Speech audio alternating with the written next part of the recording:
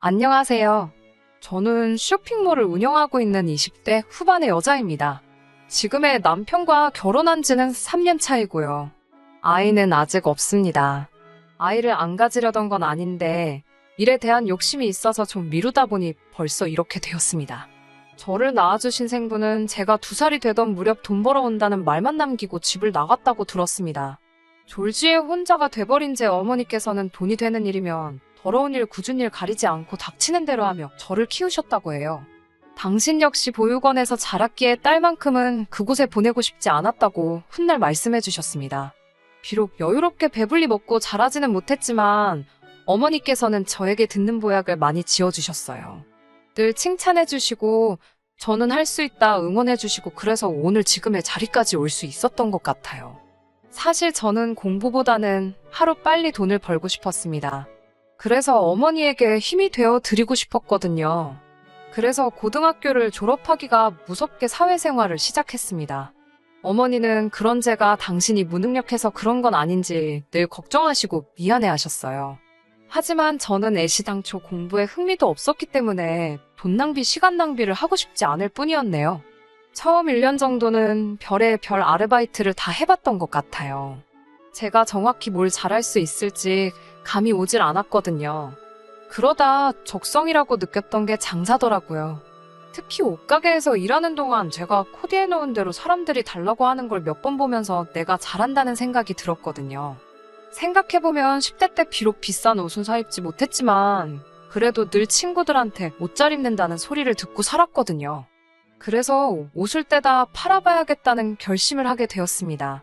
하지만 막상 장사를 시작하려니 미천이 필요하더라고요. 그래서 먼저 1,000만 원을 모아야겠다는 계획을 세웠습니다. 갓 20살이 된 애가 할 수 있는 일이 많지는 않았어요. 그래서 낮에는 카페에서 일하고 밤에는 동네 고깃집에서 설거지를 하면서 돈을 벌었습니다. 용돈벌이로 아르바이트를 하는 친구들과 달리 저는 생활비도 보태야 했기 때문에 돈을 모으는 게 쉽지만은 않았습니다. 그래도 목표하는 바가 있었기에 힘들거나 지친다는 생각은 하지 않았어요. 어머니도 기왕 마음먹은 거 최선을 다해보라고 하셨고요. 그렇게 한 달을 일하면 당시 제 손에 떨어지는 수입은 100만 원 남짓이었어요. 거기서 생활비를 필요한 최소 비용을 제외하고 나면 50만 원 정도 저금을 할 수 있었거든요. 그렇게 2년 가까이 일을 하니까 비로소 1,000만 원 조금 넘는 돈이 모였습니다. 옷가게를 바로 창업하기에는 1,000만 원으로는 어림택도 없었어요. 그래서 먼저 온라인 쇼핑몰을 시작하게 되었습니다. 아이템당 5장, 10장 정도로만 떼다 팔다 보니 이윤을 많이 남길 수가 없었어요. 게다가 아무리 아닌 척해도 초짜인 티가 났는지 도매시장에 가면 무시도 많이 당했고 바가지도 쓰고 그랬거든요. 그래서 처음 6개월은 돈을 벌기는커녕 간신히 적자를 면하는 수준이었습니다. 그러다 결국 1년을 못 버티고 망했습니다. 하지만 7.8기라는 말이 있듯이 저는 포기하지 않았습니다. 이번에는 방법을 바꿔서 도매시장에서 먼저 아르바이트를 시작했어요. 도매시장 일이 어떻게 돌아가는지를 배우면서 상인들과도 얼굴을 제대로 텄고 성실하고 싹싹하게 일하는 저를 예쁘게 봐주는 분들도 생기기 시작했어요. 그렇게 쌓은 인맥과 신뢰로 다시 쇼핑몰을 열었습니다.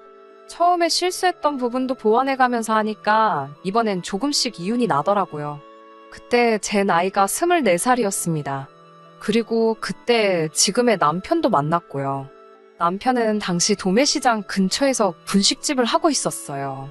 아무래도 제가 새벽에 일을 하다 보니 식사 시간이 굉장히 들쑥날쑥하기도 했고 제대로 앉아서 식사할 상황이 못 됐거든요. 그러다 보니 분식을 거의 주식처럼 먹는 날이 많았고요.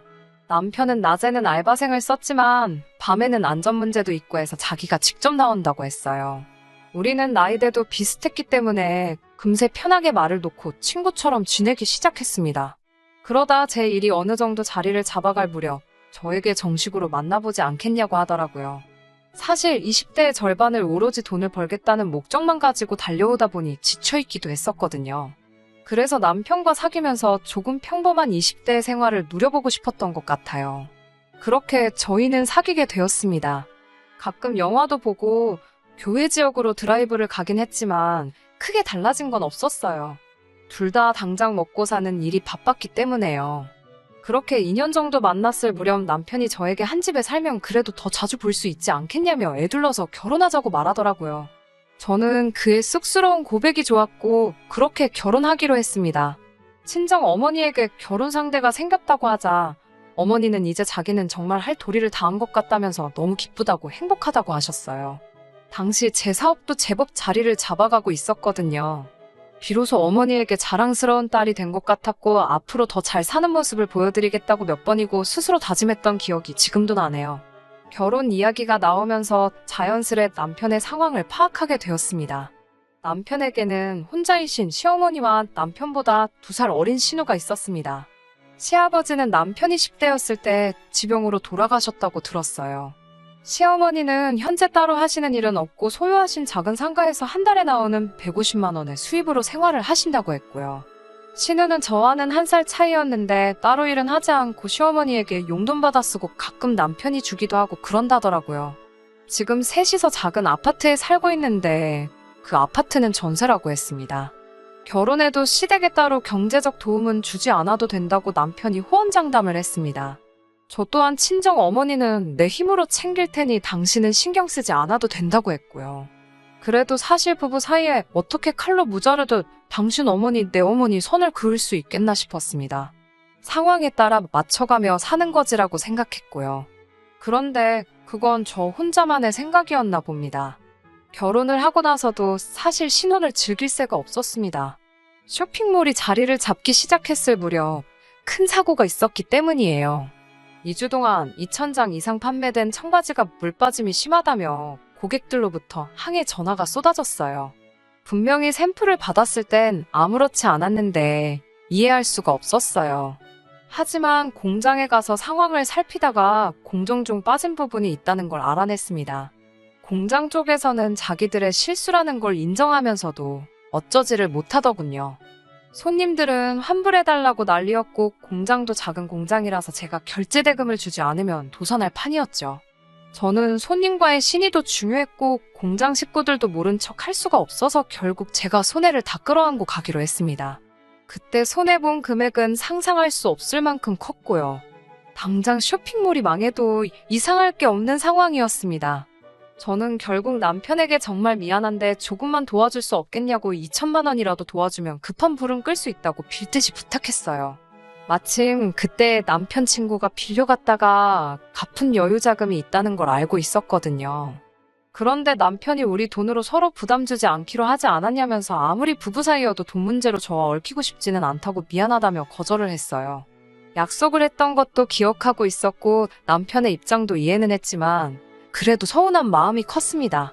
게다가 시모까지 나서서 너는 네 남편 새벽까지 오뎅 팔고 떡볶이 팔고 하는 걸 보고도 돈 달라는 소리가 나오냐면서 그러니까 이참에 그 옷 파는 거 때려치고 남편도 와서 음식이라도 날르라고 하시더군요.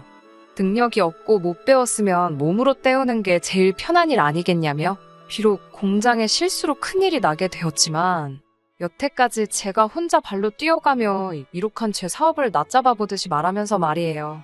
결국 이렇게 또 망하는 건가 걱정의 밤잠을 이루지 못하는 날들이 계속되었습니다. 그리고 정말 망했다 생각하던 그때 그 환불 사태가 전화위복이 되었더라고요. 환불을 받은 손님들은 제 쇼핑몰은 믿을 수 있는 곳이라고 생각하게 되었다면서 여기저기 좋은 소문을 내주기 시작했습니다. 공장장과도 이 일을 계기로 끈끈한 인연을 맺게 되었고요. 그래서인지 한 달도 지나지 않아 쇼핑몰 매출은 급격하게 늘어나기 시작했습니다. 그렇게 되고 1년 정도 지나니까 생각보다 훨씬 많은 돈이 모였습니다. 그러면서 제가 가장 먼저 한 일은 친정 어머니에게 24평 신축 아파트를 사드리는 것이었어요. 어머니는 다 큰딸에게 부담을 주기 싫다면서 처음엔 한사코 거절하셨지만 제가 엄마 나도 남편이랑 다투거나 그러면 언제든 달려갈 수 있는 친정이 있으면 좋겠다고 제발 받아달라고 했습니다. 그제서야 어머니는 너무 고맙다면서 딸 키운 보람이 있다고 좋아하시더라고요. 하지만 이 일을 알게 된 시어머니와 남편은 난리가 났습니다. 아무리 제가 번 돈이어도 가정이라는 울타리 안에서 이젠 출가회인인 여자가 어떻게 시어머니도 아니고 남편도 아니고 친정 어머니를 제일 먼저 챙길 수 있냐고요. 듣고 있는데 정말 어이가 없어서 제가 번 돈으로 절 낳아주시고 길러주신 어머니에게 효도하는 게 왜 이렇게 욕을 먹을 일인지 이해가 안 된다고 받아치자 남편이 저더러 양심이 있으면 생각을 해보래요. 콩 한 쪽도 나눠 먹는 거라고 어려서 안 배웠냐면서 가진 게 있으면 다 같이 나눠야지 왜 한 사람한테만 몰아주냐는 거예요. 그러더니 시어머니가 긴 말 할 거 없고 이렇게 된 거 뭐 사돈한테 집을 내놓으라고 할 수는 없는 거 아니냐면서 네 신우가 독립하고 싶다니까 어디 작은 오피스텔이나 하나 사주라는 게 아니겠어요. 저는 순간 제 귀를 의심했어요. 제가 뭐라고요라며 만문하자 젊은 애가 귀가 어둡냐면서 네 신우 오피스텔 해주라고 얘도 뭐 하나는 있어야 시집을 갈 거 아니냐면서요. 제가 아니 신우는 지금 어머님이랑 같이 사는데 오피스텔이 왜 필요한 거며 그걸 제가 왜 사줘야 하는지 모르겠다고 했어요. 그러자 야, 네 남편 여동생이면 너한테도 여동생이나 마찬가지고 가족끼리 그 정도도 못 해주냐면서 기적의 논리를 펼치시더라고요. 그래서 제가 그럼 당신이 사주라고 나는 못 사주겠다고 하니까 저더러 너 이렇게 욕심 많은 여자였냐고 그래요. 그래서 제가 당신 내가 그때 한 번만 도와달라고 했을 때 부부끼리 돈으로 얽히기 싫다고 하지 않았냐고 근데 왜 이제 와서 이러냐고 하니까 한마디도 못하더라고요. 그러더니 치사하게 그러지 말고 그냥 결혼할 때 못한 혼수랑 예단한다 생각하고 사주면 되지 않냐고 그래요. 제가 세상 어느 누가 혼수랑 예단으로 오피스텔을 가져오냐고 그렇게는 절대 못하겠다고 그러니 그럼 집은 됐고 멋들어진 외제차라도 한 대 뽑아주래요. 자기 여동생 기 살려준다면서 말이에요. 저희 둘 결혼할 때 둘 다 먹고 살기 빠듯해서 보증금 5천에 70짜리 월세 살고 있거든요. 그 보증금 5천도 반반했고요.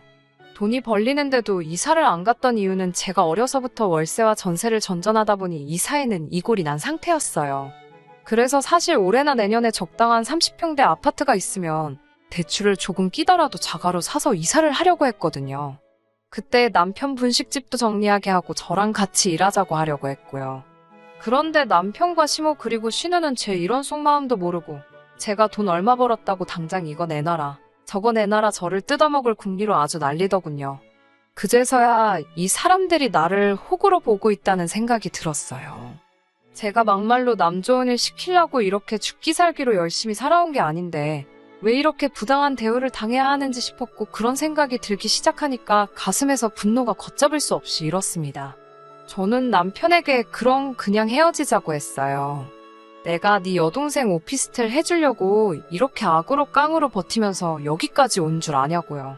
내가 그래도 시모고 쉬느라 용돈도 늘 넉넉히 주고 너 분식집 장사 안 되는 거 알아도 생활비 달라고 안 했다고.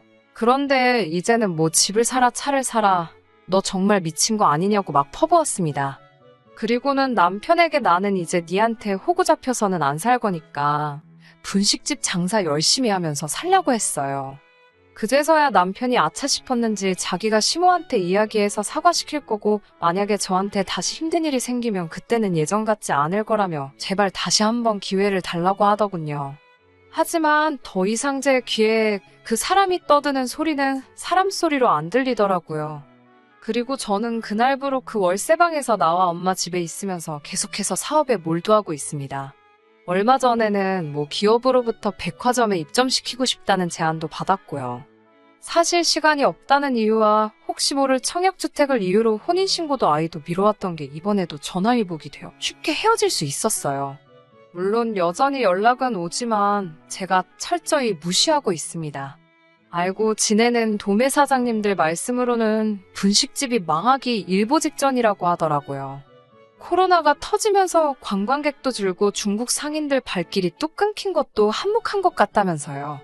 듣자 하니 아르바이트생 쓸 여유도 안 돼서 신호가 나와서 대신 일을 하는데 일이라곤 해본 적 없으니 얼마나 엉망으로 했을지 그림이 그려지대요.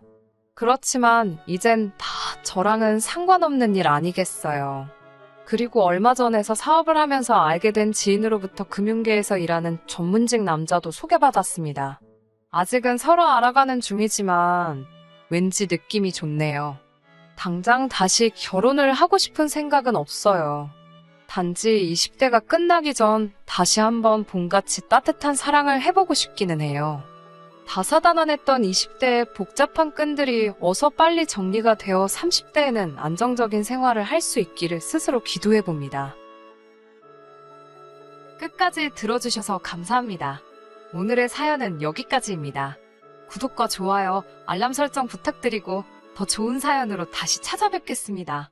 감사합니다.